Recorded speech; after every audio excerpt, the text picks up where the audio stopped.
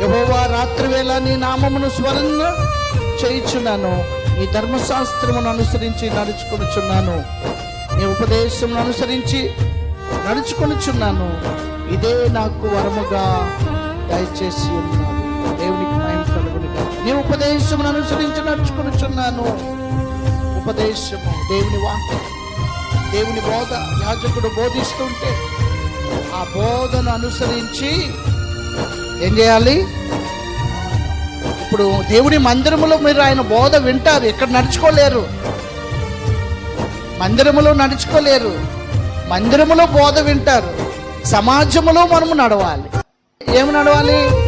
ఏదైతే మనం విన్నామో సమాజంలో మనం ఏం మాట్లాడాలో ఏం మాట్లాడకూడదు, నడిచేటప్పుడు ఎవరితోనైనా స్నేహము చేసేటప్పుడు మన స్నేహములో నమ్మకంగా ఉండాలి, మోసం చేసేవారిగా ఉండకూడదు.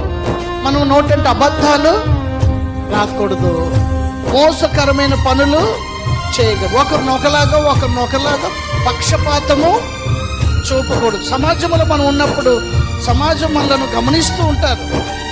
వీళ్ళు దేవుని దగ్గరికి పోతున్నారు కదా, వీళ్ళ ప్రవర్తన ఎలాగుంది, వీళ్ళ ఆలోచన ఎలాగుంది, మీ ఉద్దేశాలు ఎలాగున్నాయి, వీళ్ళ యొక్క ప్రవర్తన అన్నీ కూడా వారు గమనిస్తారు. కనుక సమాజంలో మనం మంచిగా ఉండాలి, మాటల్లో, తలంపుల్లో, క్రియల్లో, ఆలోచనలో. దేవుడు మనకేమైతే బోధించాడో ఆ బోధన అనుసరించి సమాజంలో మనము నడవాలి. అప్పుడే మన క్రియలను బట్టి దేవుని నామానికి మహిమ కలుగుతుంది. దేవునికి మహిమ కలుగునుగాక.